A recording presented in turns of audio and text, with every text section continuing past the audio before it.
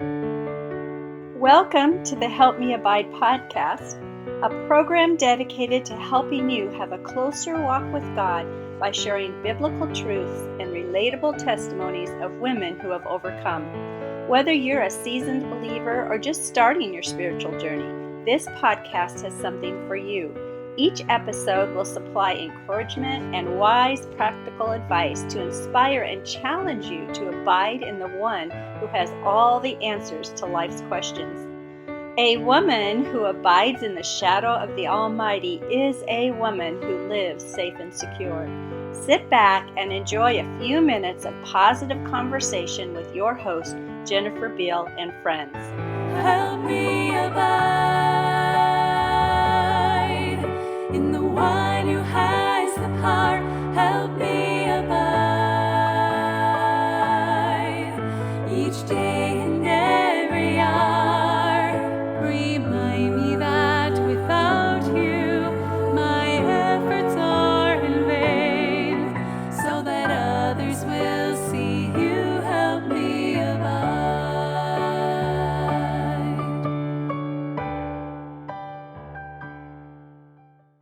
Welcome back to Help Me Abide. This season, season 4, is entitled Help Me! Don't we all just need help sometimes? Today we have a truly special guest joining us. We're thrilled to welcome Amy Sapp. Amy has been through a lot of trials, yet still remains joyful. Today, she is going to help us with our thought life. In this episode, we'll explore practical strategies to transform negative thinking patterns into great gratefulness and cultivate a more positive and productive mindset. So grab a cup of tea, get comfortable, and let's prepare to be helped to better our thought lives together. Let's dive in. Welcome back to the Help Me Abide podcast. Today, I'm excited to introduce Mrs. Amy Sapp as our guest. Amy will be helping us with our thought life. Amy, thank you so much for joining us today. Hey, Jennifer, thank you for the opportunity to be here with you today.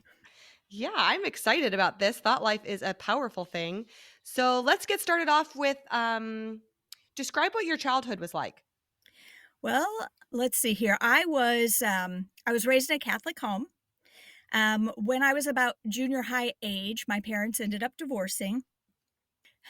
That's the beginning of my life before I was saved. I didn't get saved till the age of 17. Evangelist Joe Boyd. Yeah. I don't know if you've ever heard of him. He's Oh, yeah, real for sure. popular in the Midwest area. So he was at our church. He used to do this thing where he would do a revival with young boys, and he would travel with them and teach them how to hold revivals. And they were at a church around the corner from my house, and they actually were at a park one day, and they met up with my sister and her friends, and they challenged them to like a basketball game. And whoever won the game, if the Joe Boyd boys, that's what they called them, won the game, then the girls had to go to church the next day. So of course the boys won, and probably about 10 of my sister and her friends ended up going to church the next day. I think 8 of them got saved that day. And through that, my sister's Sunday school teacher came and visited her one day, and I was the only one home. And I am huge on visiting your Sunday school class. Yep. Huge on, because especially for new converts, because you don't know who's behind that door. That's other right. than the people that are coming in to the church building, right? Mhm. So when she came over, she had given me the full gospel. I got saved right on my doorstep, front porch, and just that was next month will be 31 years ago, and I can't even imagine my life without that particular day, that particular moment. Amazing. So my home pastor was related to Dr. Hiles. So, of course, a lot of the people from our church ended up at Hiles-Anderson College. So I ended up going there, and through a series of events, my husband and I actually both went there, but not at the same time. And when I got out of college, my best friend from college married my husband's best friend from his home church. So we were maid of honor and best man in their wedding, and that was when we met. We met at the actual rehearsal was when we first met, and I was engaged to somebody else. Whoa. At the moment. So about a year and a half later, the other guy and I broke up, and my husband stepped in and said, I'm going to marry this girl.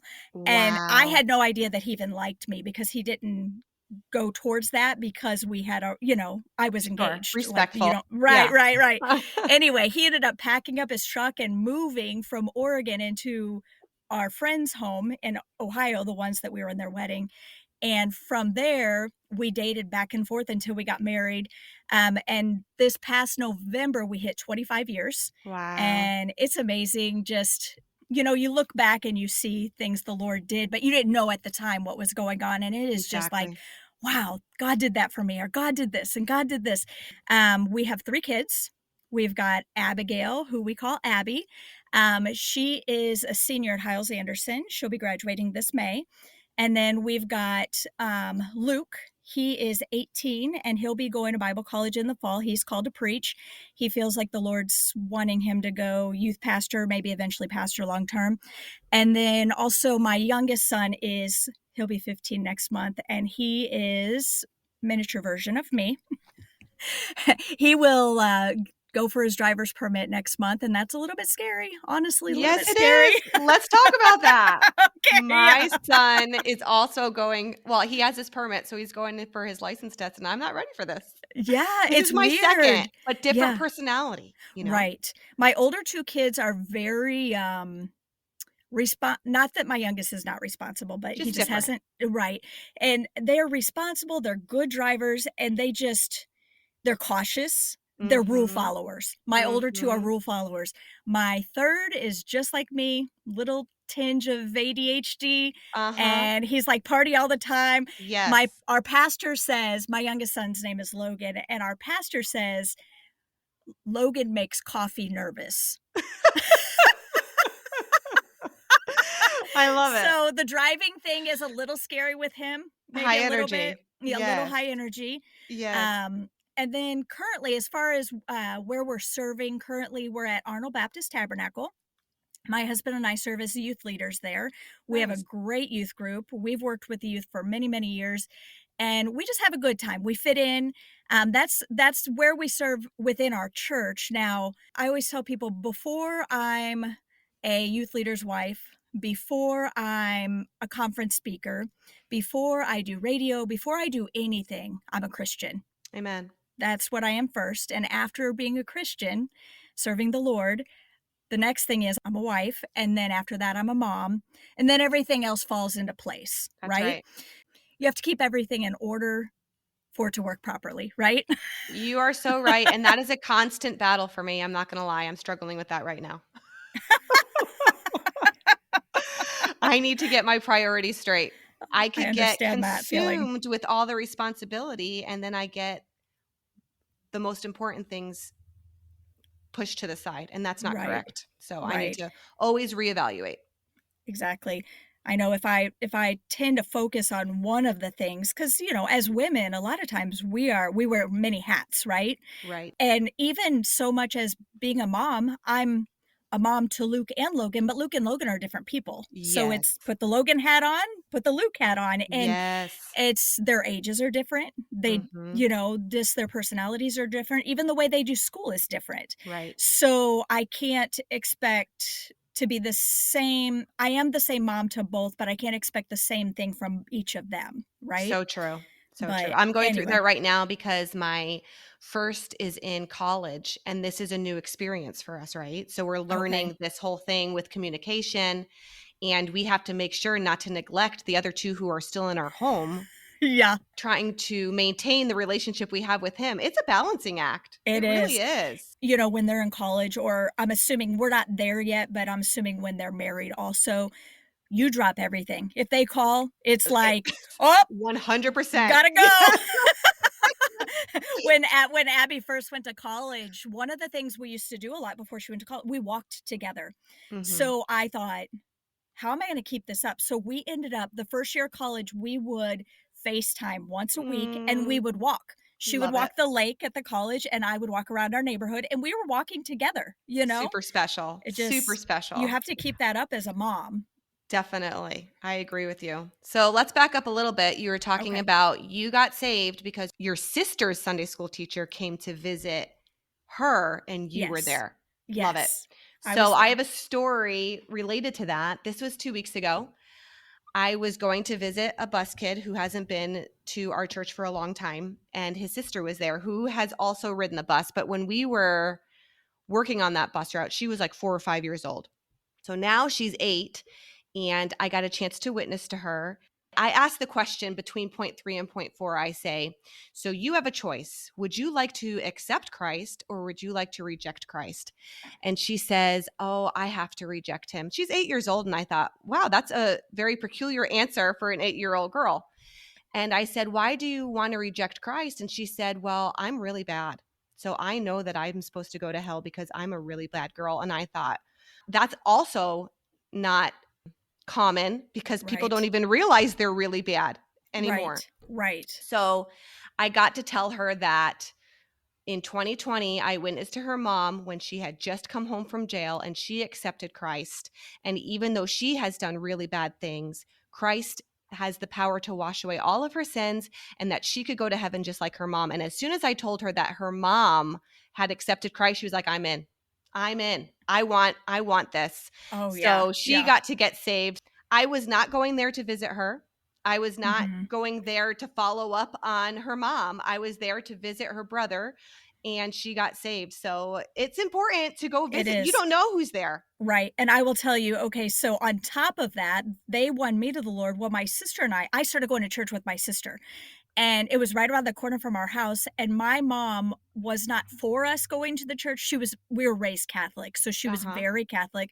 We weren't in church, but she was, because it was a Baptist church, she was not for us going to the church. Sure. Well, we kept going because, because we wanted to, because we wanted to win all the prizes in Here Sunday is school for candy. attending, right? Yeah. So we kept going. Well, one day our pastor's wife and our Sunday school teacher came over together to visit my sister and I because we were in the same class. And we were walking out the door. My grandma had passed away, and we were walking out the door to go to her funeral. Well, of course, there was a lot of emotions going on, especially with my mom as an adult, Yeah. and she was a single mom, so everything was heavier, a little bit more Sure. so. And we were walking out the door, and they caught us. And my pastor's wife at that moment led my mom to the Lord on our porch step. Just Amazing. amazing, amazing. Love that. That is powerful. All right. So let's get into today's topic. Can you share with us your journey with your thought life? So, a lot of times when I go to conferences and I speak, a lot of times I talk about I have a huge health journey, and I know you and I have talked about that before. And a lot of times that will be the topic of conversation.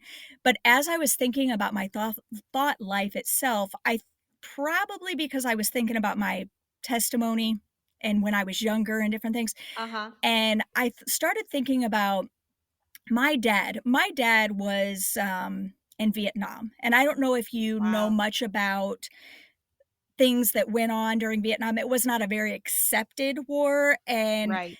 mentally, people dealt with a lot because of that. But Yeah. as a child, I did not understand that.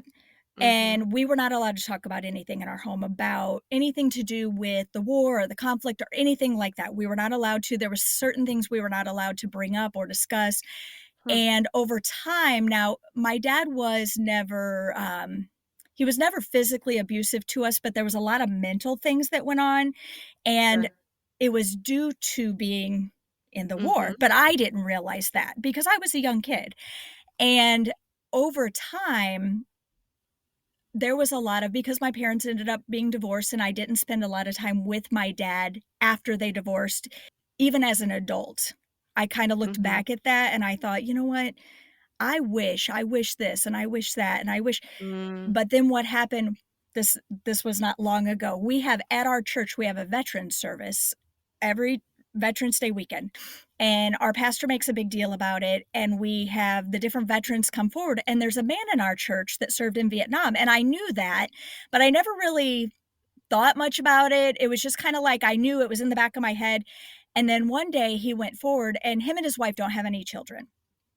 And I watched him, and as they were announcing the different branches of the military, I saw his face, and it was more like the Marines were like, "Hoorah," that kind of stuff, but Right. he was more somber look on his face, and I just kinda Mm-hmm. watched him, and his name's Brother Ingram, and I just went up to him, and I began talking to him and getting to know him a little better, and in turn, he has opened up to me. Mm. And I actually call him dad now because we have Aw. that relationship now, and through him, it has given me healing with my dad. Does that Mm. make sense? Like, it Absolutely. was like he opened my eyes to things that I did not understand, but I'm an adult now, so I get it now better than Right. I did when I was a child, and he has Definitely. explained to me things that happened to him, and get this, him and my dad served in Vietnam the same years. He was in the same boot camp that my dad was in, and I'm like, now he does not Wow. remember him personally, but there's a good chance their paths probably crossed. And I'm just like, through that, it has helped with that situation. It has helped What a gift. my thought process, if that makes sense. Mhm. Anyway, Mhm. that has helped me a ton, just latching on to somebody that's been there and can Yeah. help me understand, and at the same time, he's adopted me. Like, he hugs me, Amazing. you know? Love it. He hugs me and Love he's it. like, "How's my daughter doing today?" And I'm like, "I Aw. love you." So It is special. very So special. special. The Lord did something similar to me, not the same circumstance, but I didn't have the greatest relationship with my mom growing up, and I didn't really understand why, and it bothered me because I don't feel like I had done anything wrong, so I didn't know why she would be so upset with me. And then after I had Brooklyn, I went through a mental crisis of my own with anxiety and depression, and I realized all of those emotions and the feelings and the overwhelm. And now when I look back, I realize that my mom went through that after Mhm. her third and fourth child. And of course, we're genetically similar. Right, So it made sense to me. I feel right, like the Lord was gracious to let me know it wasn't you, Jennifer. It was what was going on with her.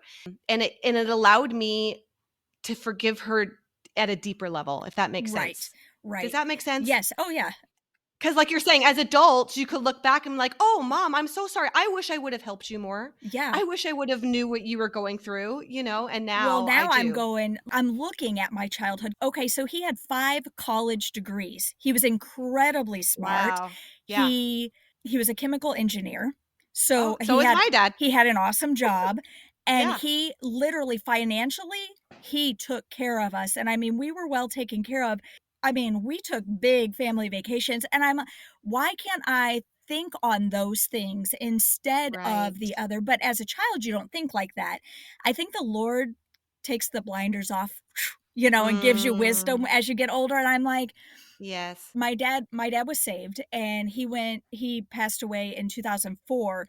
So I don't have that opportunity now, but I can look back and go, you know what? I'm grateful for my dad. I Amen. am, you know? Amen. Yes. Perspective. That's what it is. Yes. There you Perspective. go. Love it. So, so good.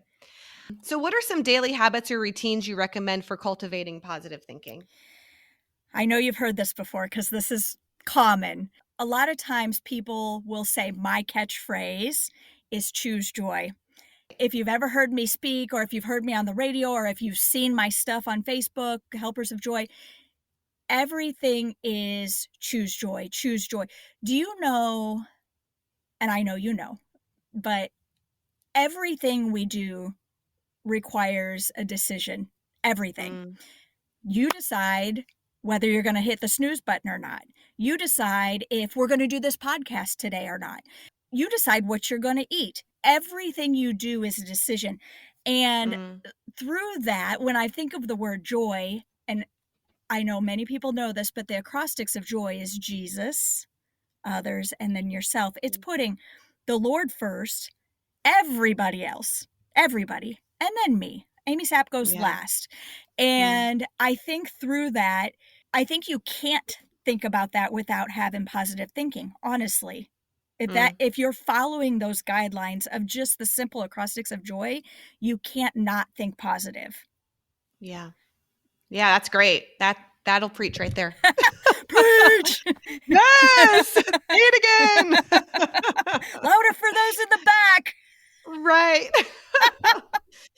Now, I know some of your health issues. Can you share that with our listeners just because Absolutely. when you hear what you've gone through, it changes how we listen, right? Right. When we Absolutely. know the hardships, then Yep. it's like when you're choosing joy, you're choosing joy Yeah. because you could choose a lot of different things. Many people do. Chocolate or Yes. vegetables? Let's talk about that. Chocolate! Oh my goodness, chocolate. C's Candy has these, I don't know what they're called because my husband just buys them, but So there's some he toffee he is your things. provider. He is my provider. Supplier. He He's your supplier. There you go. He brings me joy, Yes, yes. So literally. you're gonna keep him for a little while. I think I will. Okay, okay. I think he's a winner. So as far as my health, I have something called BRCA1, and basically it's a cancer gene. So everybody carries this gene. When someone gets cancer, what happens is a cluster of cells build up, and this BRCA1 gene goes and it busts those that cluster of cells up. Ah, okay. So if someone says I have BRCA1, it just means that their gene lies dormant. So when you get a cluster of cells with certain types of cancer, that gene doesn't work. Okay. So for me, what that means for me, because I'm BRCA1 positive, what that means for me as far as breast cancer, a normal lady has 8% chance of having breast cancer. I have something, it's close to 87% chance that I will get breast cancer. I've been through a lot of preventative type surgeries due to that. I Yeah. have a high risk with ovarian cancer, also a lot of preventative surgeries. I also have a high risk of pancreatic cancer and a high risk of melanoma.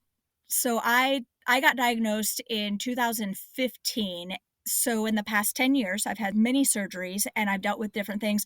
But it was kind of like in 2015, you're living your life, and then all of a sudden it's like plot twist. Have you ever read a No book and it's like, kidding. whoop, here we go. Yes. And so currently I go to the doctor often. They're kind of my best Mhm. friends. We hang out and, just kidding. They like to take my Yeah. blood, but so I have a CA 125 every 6 months. I have an endoscopy done every other year. I get skin checks once a year. I've had the different surgeries. And through that, though, the Lord has opened up doors for me that would have never been open before because I'm just Amy Sapp. My dad's not Mm. a big time preacher. My husband's not a pastor. I'm just Amy Sapp, but this is what the Lord has done. And over time, I've realized every time He opens a door, if I can physically go through it, I'm going to go through it. I am. Mm. So that is my story. And maybe 4 years ago, 2021, my husband collapsed at work and Wow. almost died. Oh, He had to wow. have a defibrillator put in because his heart stopped working. And we've been through a series of things like that. And then in December, my husband has bladder cancer, and he had surgery in Oh. December to have that removed, and Mm. now we're walking through that process. And it's just, my husband says we're medical missionaries and I'm like, There you go. we have led, even my oncologist. So I've been seeing the same oncologist and this is just one example, I've been seeing her for 10 years every 6 months.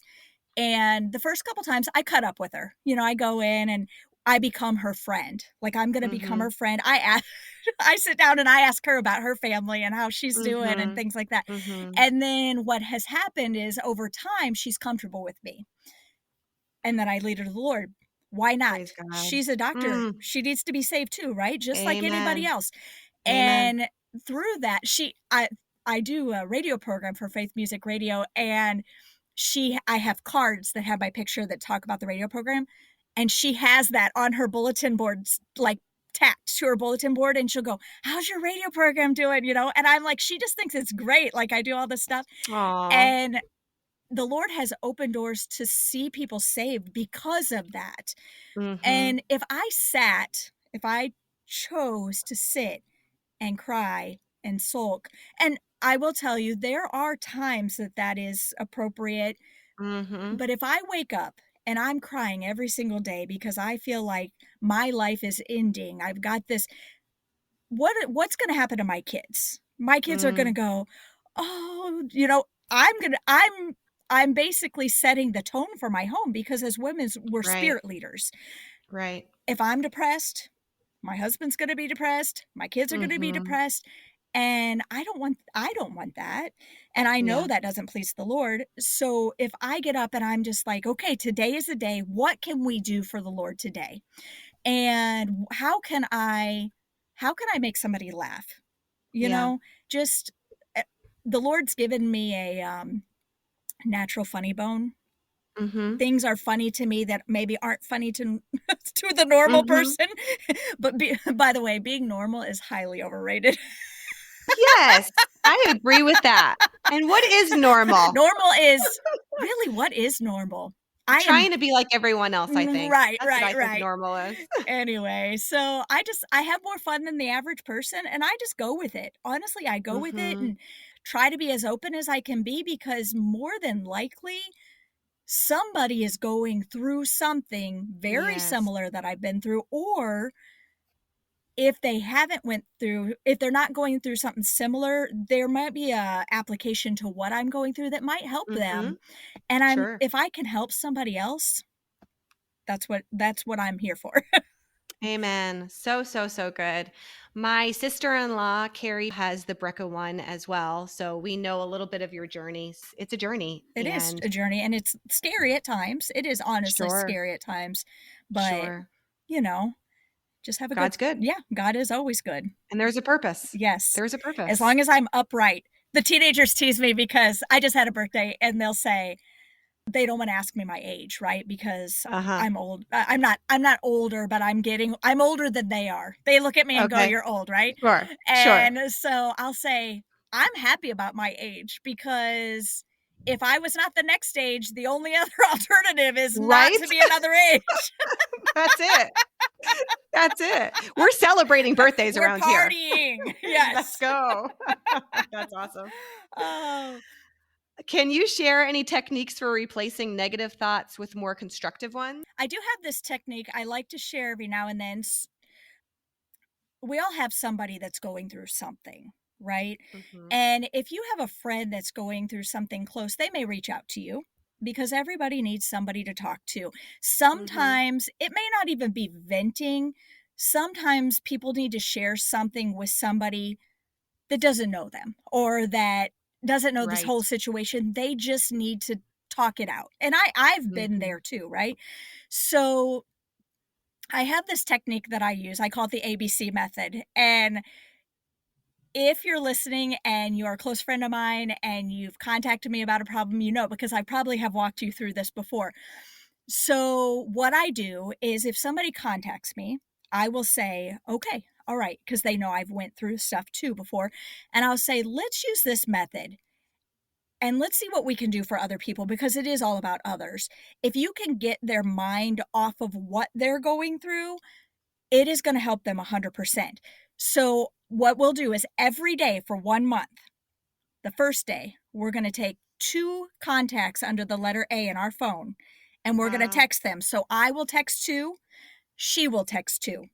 Hmm. We'll text them, hey, now stop and pray for them, and text Yeah. them and say, hey, just let you know, I'm praying for you today. Two contacts. The next day, letter B.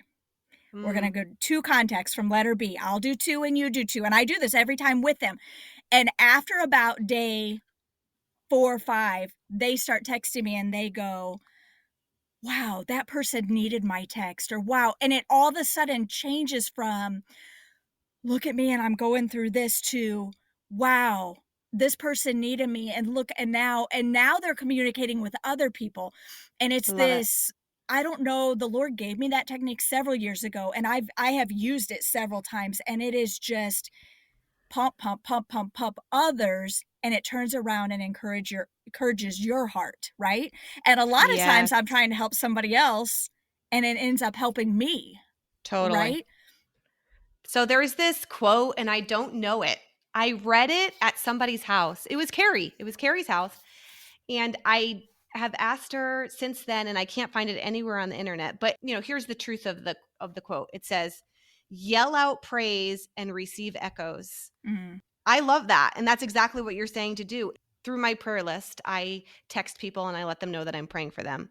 So many more people pray for me now. yep. So many more people reach out to me in the middle of my day. Hey, I was thinking about you and I prayed for you, because I initiated the contact. Does that Right. make sense? Right. I love that advice. I've never heard of the ABC, so I I am made it going to up. use that. Let's go. Thank you, Amy Sapp.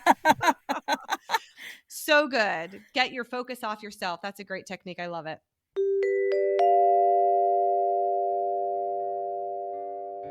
Hi, Connie Marujo here, resource promoter for the Help Me Abide podcast.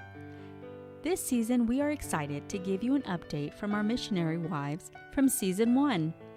Today, we are going to hear from Becky Martin. If you have not heard her episode, make sure you go back and listen to episode 3, titled My Redeemer is Faithful. Here's the update from Becky Martin, missionary to the Philippines. Hi, Jennifer. This is Becky Martin. Thank you for inviting me to your podcast. I'm going to try to answer these questions that you sent. Number 1, can you share some recent personal milestones or achievements that you've experienced in your life? The answer is no. This is not false modesty. I just really don't feel like I have, although I want to. This is why I love where you said in your podcast that this season is called Help Me, because that is definitely my prayer. Number 2, how have you or your ministry grown over the past 2 years since we have spoken to you? Praise God, our ministry has grown over the past 2 years, and Rick and I give God all the glory and praise for this. 3, are there any specific challenges you've encountered recently, and how have you managed to overcome them? Challenges would be my husband's health. It's not been good recently. He's a workaholic, always has been, but he's decided this year that he's not going to travel at all, and he's asked visitors from the States who ask if they can come, if they can wait a year, to give him a chance to get in better health. He's been eating better, he's been resting more, taking vitamins and everything. So we're hoping that this will help, along with many prayers. Number 4, what are some of the most rewarding aspects of your work that continue to inspire and motivate you? There are 5 ladies that have been coming to our church for quite a while from off my jeepney routes, and 3 years ago I went home because of cancer and was there for 18 months, and then 18 months ago I came back here. So I decided that I was going to teach these ladies how to lead someone to Christ. So every week they turn in a list of names of people to me that they have led to the Lord that week, and they've also been bringing a lot of first-timers to church, and also getting a lot of those first-timers to come back week after week, sometimes 30 or 40 or more. And they're all very poor, but I can see where this has gotten their eyes off of themselves and their problems. They seem way more interested now in their new converts, finding people to lead to Christ, finding people to bring to church. And last couple weeks ago, one of the ladies had 2 men that had gotten saved, gotten baptized, been coming faithfully, that passed away just within a couple of days of each other. And I told her, if not for her, those 2 men would be in hell right now, and how she had 2 people in heaven waiting for her to get there so that they could thank her for leading them to Christ. She and I were bawling our eyes out, but these women inspire me. Number 5, are there any upcoming projects or events that you're particularly excited about, would like to share as a prayer request for our listeners? Yes, in a few months, and I'm not sure when, my husband's still trying to work that out with our staff, we will have our Bible college graduation. And then shortly after that, these men and women will be going out and starting churches. And this is always a big prayer request because the devil fights so hard to get our students to quit. He fights so hard to discourage these young men and women as they go out to start churches. So that's always a prayer request for us all through the year, that these students will grow in Christ, that they'll stay in school, that they'll finish their course, that they'll graduate, that they'll go out and start churches and live for God and let Him use them for His honor and glory. Number 6, what words of wisdom or insights would you like to share with our audience, especially those who might be considering missions? I would say the basics that everybody already knows. Stay in the Bible, stay close to Jesus through prayer. Don't forget what is important to Him, soul winning, our daily walk with God is God's priority for our lives. And if you're married, keep your marriage a priority. Jesus said in Matthew 22, the greatest commandment, thou shalt love the Lord thy God with all thy heart, with all thy soul, with all thy mind. And the second is like unto it, thou shalt love thy neighbor as thyself. I don't think I or anyone else could improve on those words. Love you, Jen. God bless. Now, let's get back to this week's episode.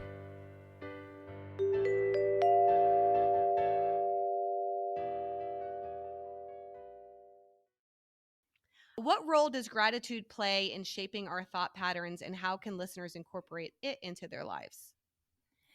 So, you hear of the gratitude attitude, right? That actually might be, is that a Patch the Pirate song? It might I feel like be, it, I feel like it is. If not, it should be. right? Right? It's got to be. What I else don't would it I be? don't sing, Gratitude, otherwise I would attitude, gratitude. totally sing. Oh, that is Yeah. that I think that is Right? it. It's gotta be Dun, Patch. dun, dun, dun, dun. Yeah, it's got Yeah, to be. something like that. Anyway, there's so many things you can be thankful for. Obviously, thankful for the people that you live with. Hopefully, you're thankful for them. Otherwise, you know, We got problems. we got problems. Hopefully, you're thankful for the church you go to. Hopefully, you're thankful Yes. for the people that may be in your Sunday school class or that you're teaching. I started this thing on the Facebook page that I run. Every week I do a thankful Thursday, and what I do is I'll post it, and then I post a thankful thing, just anything random. Today I'm thankful for health insurance because whoa, we need it, right? Yes. Today I'm thankful for coffee because I am lacking energy.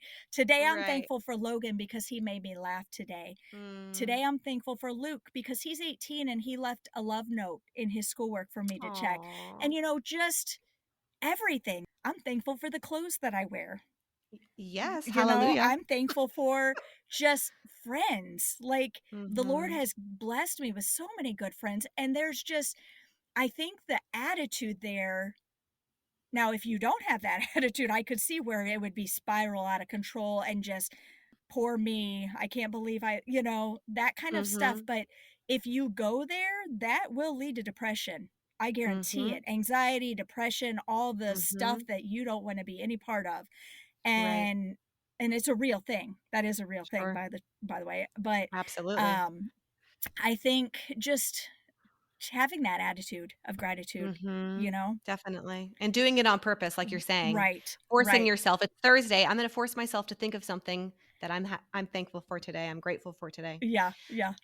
At our teen camps, we have a prayer time. We pray in groups, and the first thing that we do is we worship God. We tell him how great he is. Oh, that's good. We tell him his attributes. You're merciful, you're loving kindness, you're long suffering, you're the creator. And we talk, and then we rotate, and the leader, usually Brother Josh, he's our youth pastor, will say, okay, now we're going to go to Thanksgiving. And then we Okay. start thanking God.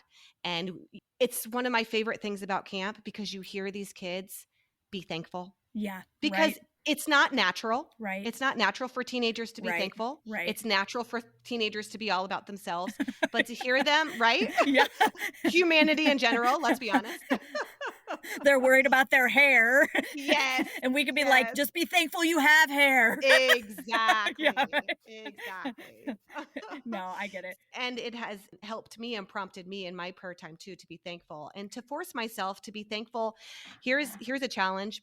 If you could be thankful for something different every day, can I be thankful for something different than I was thankful for the previous days? Right. It pushes you, right? Right. Right. Pushes you. Oh, I yeah. can't just say I'm thankful for my husband every day. Yeah. I am. Yeah. Yeah. But Yeah. can I push myself to be thankful for my hot water heater, because I love hot baths. Right. It And I'm thankful for that. it kind of this is kind of a different topic, but it kind of reminds me of when my kids were little. We would say after church on Sunday morning, we would be sitting down for a meal, and my husband would say, "What did you learn about in Sunday school today?" And they would say, "Jesus." Yes. And I'm like, I said, you can't say Jesus anymore. You have to say, we want to know, because we're teaching the same subject that you're learning. So I'm like, I want to Right. know what you learned. Exactly. We know we go to church Exactly. because of Jesus. Right. That's like they ask a question, a trivia question. Jesus. Yeah. Like the answer is always Jesus. No. No. No. Not the correct answer. But good try. Good try. Good try. Good try. Yeah. Yeah. Love that. How can someone identify and eliminate toxic thoughts that might be influencing their mental well-being? One thing that has helped me, because I did go through when I first was diagnosed, I went through a thing. I would be fine during the day. Nights are rough, right? Because it's Right. dark, you're getting in Yep. bed, it's quiet. And this is when thoughts start coming into your head. And it's Totally. like, when I when I first found out, it's funny now, but trust me, it was not funny at the moment. When I first found out, the first little bit of time, so from the time I had the test done till I actually got my results about the cancer gene was about 5 weeks. That will mess with your mind. Mhm. And I would cry. I would go, is it, isn't it, is it, isn't it? And it was Mhm. almost like my mind could not rest. It was constantly going. Well, then I found out I had the gene, and I didn't black out physically where I didn't pass out, but my mind, I couldn't hear or see, or it was almost like I blacked out, but I was still aware, if that makes sense. Sure. Yep. And I can remember one night we were getting ready for bed, and most evenings my husband typically goes to sleep before me. I wear earplugs because he snores. Shh. I get it. Don't worry. Okay. So I'm sitting in bed and he was awake. We were talking and I started crying and I said, Mhm. I cannot do this. I cannot do this. And he was like, yes, you can. He said, you are Amy Sapp. You can do Aw. anything. And I said, Aw. I am, and this was way before I was a ladies conference speaker, way before radio, way before any of it. And he said, we do not know what the Lord is doing, but he is doing something huge for our family. And you just have to hang in there and he will show us. And over 10 years, now it's been almost 10 years. Yeah, actually the summer will be 10 years. And I see Mhm. all of this stuff. And I think if I can take anything I've been through, one thing, if I can take it and I can help one person, not a Mhm. multitude of people, just if I can help one person, is it worth it? Mm. And I'm not comparing myself to the Lord, but would Jesus dying on the cross for one person have been Mm. worth it? Mm. It would have been worth it, right? Amen. And Yeah. he would say the same. So people that have cancer, they're close, tight knit. Like a lot of them, Mhm. you'll know they're all best friends. Like it's like you have Mhm. cancer, I have cancer. Do you know, like there's a Jeep club. So if you have a Jeep and I have a Jeep, now we're in the Jeep club. If I Yeah. have cancer and you have cancer, we're in this club and we are Sure. bonded for life. And for whatever reason, I've never had cancer, but for whatever reason, because I have that gene, there's an understanding there and people will let me in. And I have been able to make so many contacts because of that cancer gene. If I can help them, one of Mm, them, 100% worth it. Anyway, right. that's just Just for your oncologist to get saved, honestly. I mean, honestly, right? without that gene, that oncologist doesn't get saved. Yeah. And that will change your mental thinking Mm-hmm. if you think like that. Okay, say anybody. If somebody's went through a divorce, maybe they weren't on board with it, it happened. Mm-hmm. They know somebody else that's going through the same situation. Who is going to help them? It's going to be Right. somebody. If somebody has had a miscarriage, Uh-huh. who's going to help the person that just had a miscarriage? It's going to be somebody else that has had a miscarriage.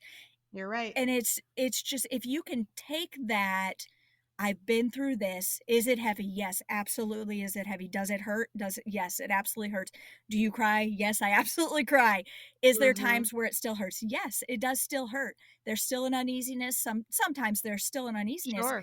And but if I can help somebody, it helps me not go there. Does that make sense? Mm-hmm. Yes. Absolutely. So good. Yes. It's perspective and priority, right? Prioritizing your thoughts to, if I could go through this for somebody else and it's worth it. Yeah, So right. beautiful. Love it. In what ways can physical activities or exercise contribute to a more positive thought life? Let's rethink this question. Are you saying exercise is positive? Is that what you're I saying? mean, Wait, are you I just no, mean, is this is this your do you think it is positive? I mean, I just read an aerobics book and I started walking yesterday. So I'm trying to be positive here, Amy. Can you Okay, help me? okay. I do actually, I will tell you.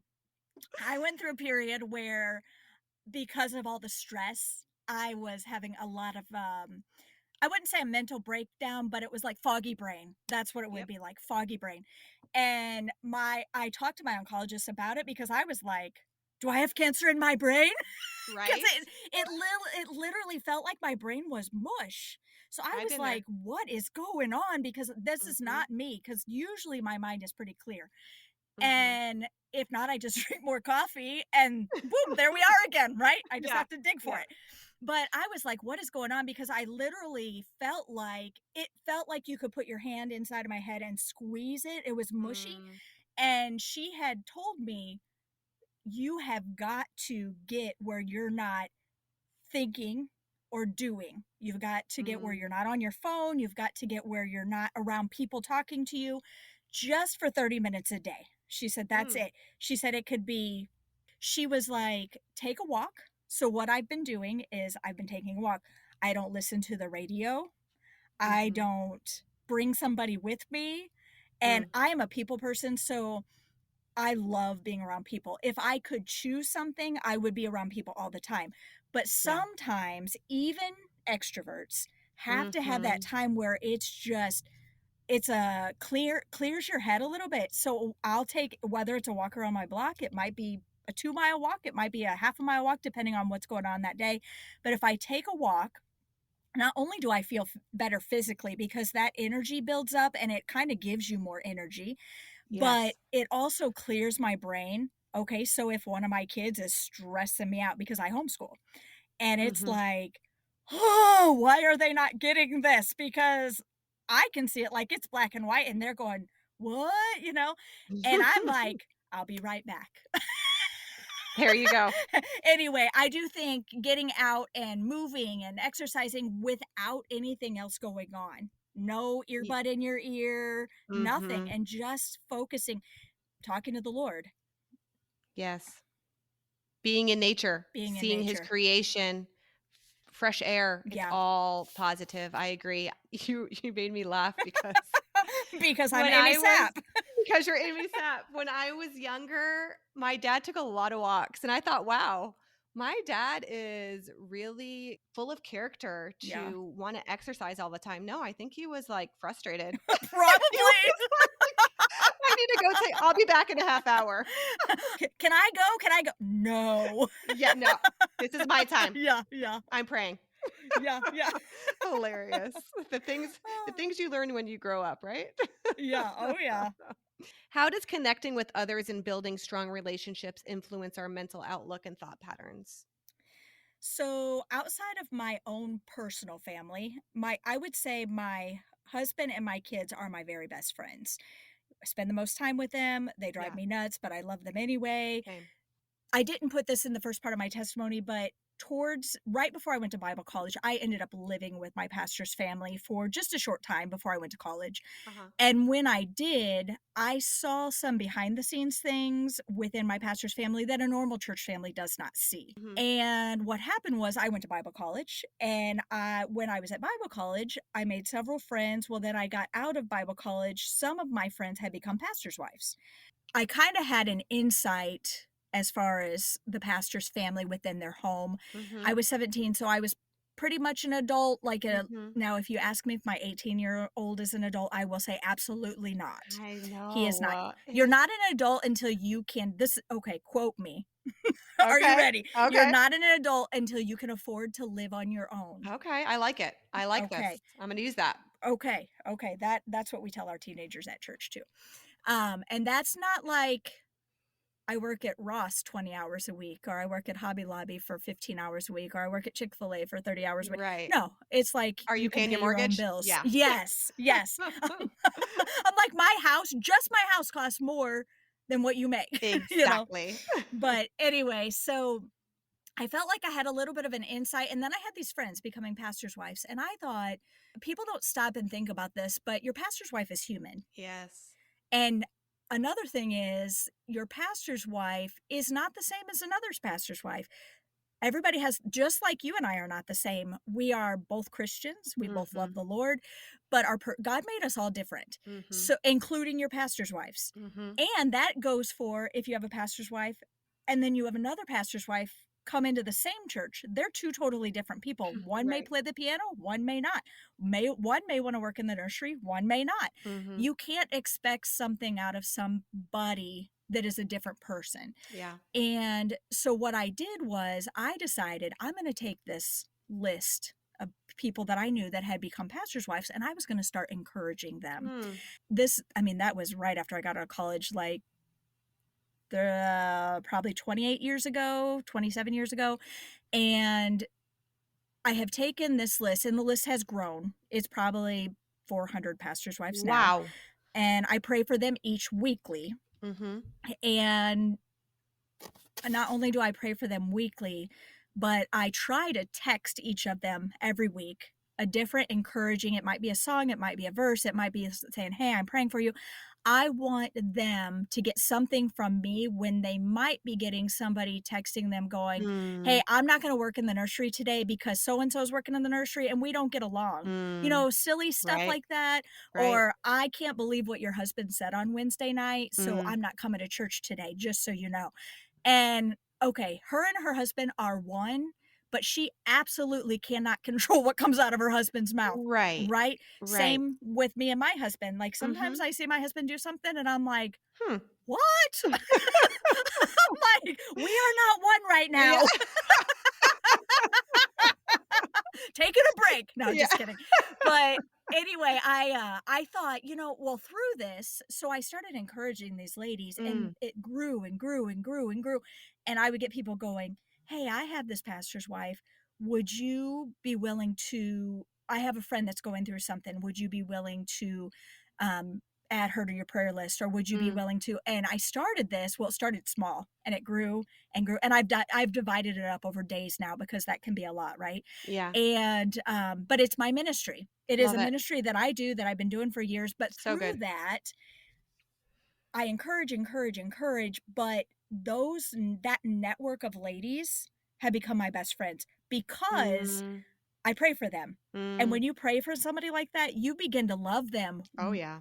I don't do it to get texts back. I don't do it to be their friend. I don't do it for them to come ask me to do something for them. I do it because I love them and Amen. I want to encourage them. So good. And anyway, that network, but for somebody else, it may not be pastors' wives. Maybe this person's going to choose to encourage all the nursery workers in their church. Mm, And they start doing that. Bring candy bar to the nursery, stuff like that. yeah. And you can have a network of people. I think I answered your question. Oh, yeah. Hopefully. So good. Beyond. Love it. Double I time. absolutely love it. I hate working in the nursery. So if anybody wants to bring me a candy bar, come on, You bring want to it. know what? I travel a lot, so I don't work the nursery anymore because it's too much Yeah. just too Yeah. much on the schedule. Yeah. But It's a thing. I'll bring you. If I come to your church, I'm bringing you a candy bar. Deal. Deal. I do it because it's the right thing to do. And especially I have a Yeah. special needs daughter and she's still in there. And I'm grateful for nursery workers because it is distracting to have children in the service. It is a ministry, but it's not my favorite. I think it's Agreed. because I want to structure those kids' lives the way that I would if they were in my Yeah. home. And since Oh, they're yeah. not in my home, I don't have that authority. Yeah. So I have to be it's that tough. way with teenagers also because one Yes. thing I've learned as my kids have gotten older, not everybody raises their kids the same. Even good Christian homes. Okay, It's right. you I totally will agree. learn this when your kids start dating. Mm-hmm. We are there, and Mm-hmm. you just run into things. Not Sure. bad, not good. It's just like, wow, you do that because we never did that. Right? Yes.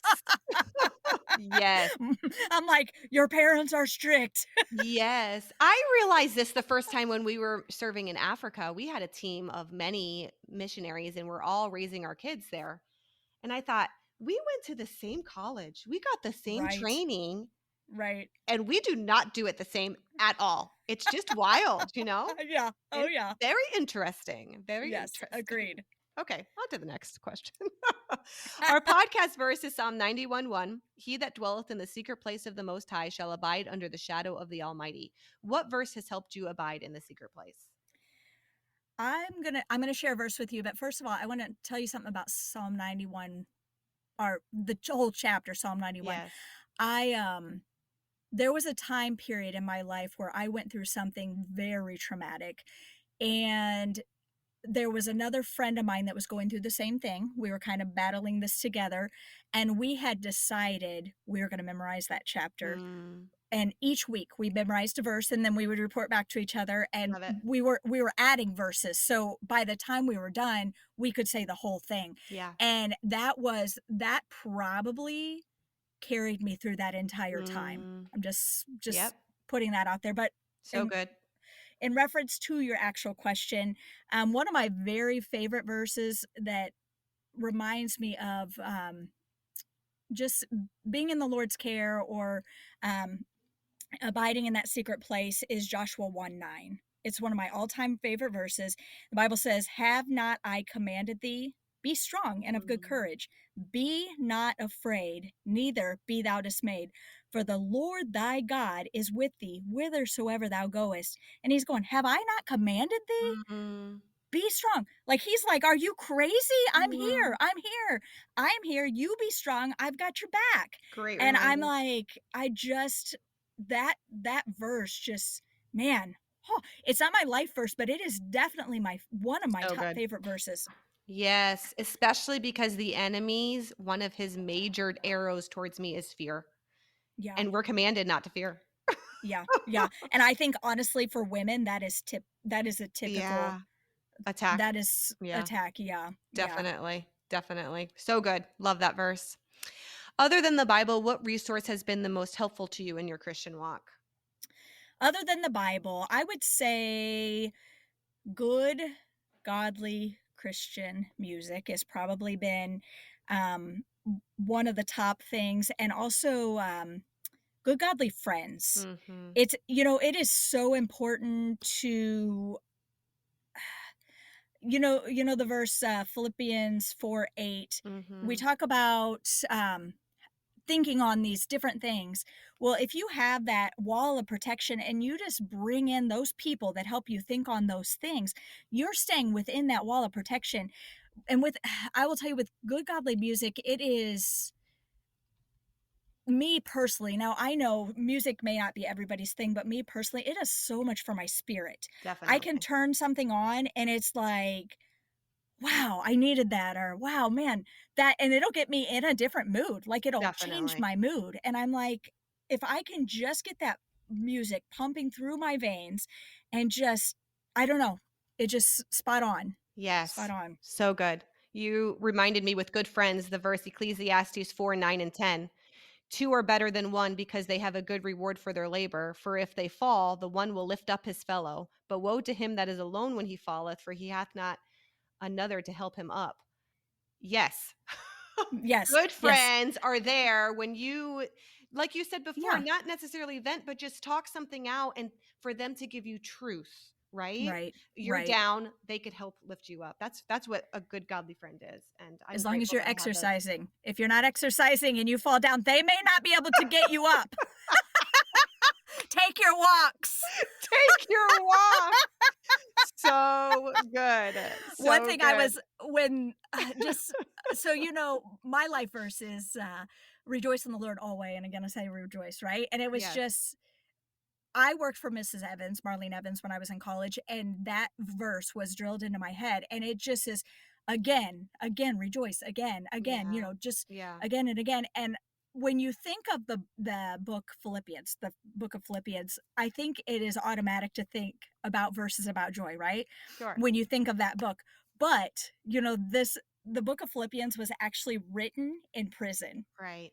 So that proves right there that your circumstances do not determine your joy, Amen. right? Amen. We have a lot of choices each day. It's Paul that says what? I have learned in whatsoever state I am therewith to be content. Circumstances don't matter. That's right. This was fun. Yeah, it was fun. I have laughed. I've enjoyed it. Laughing is good. I have been sharpened. So good. I'm thinking we're friends now. I think it's so. I'm thinking you're going on my prayer list. I've got the joy. I've got the joy of the Lord inside of me. I feel it deep down in my soul. I've got the joy of the Lord inside of me. I'm gonna shout it where I go. I feel like praising the Lord all of the time for what He's done for me. He saved my soul and He made my spirit free. I've got the joy of the Lord. I've got the joy of the Lord inside of me. I feel it deep down in my soul. I've got the joy of the Lord inside of me. I'm gonna shout it where I go. I have a peace and a happiness inside, something the world could never give. Though trials come and try my light to hide, I find the Lord is by my side. So if you want this joy that I have found, let Jesus save your soul. Then you can spread the good news all around and watch His love make others whole. I've got the joy of the Lord inside of me. I feel it deep down in my soul. I've got the joy of the Lord inside of me. I'm gonna shout it where I go. I've got the joy of the Lord, a deep celebration in my soul. When Satan comes around and tries to get me down, I've got the joy of the Lord. I've got the joy of the Lord inside of me. I feel it deep down in my soul. I've got the joy of the Lord inside of me. I'm gonna shout it where I go. I've got the joy of the Lord. I've got the joy of the Lord. Joy. Thank you so much for listening to the Help Me Abide podcast.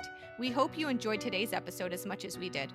If you have any questions or comments, please feel free to reach out to us on social media or through our podcast website, www.helpmeabide.com. Don't forget to subscribe so you never miss an episode.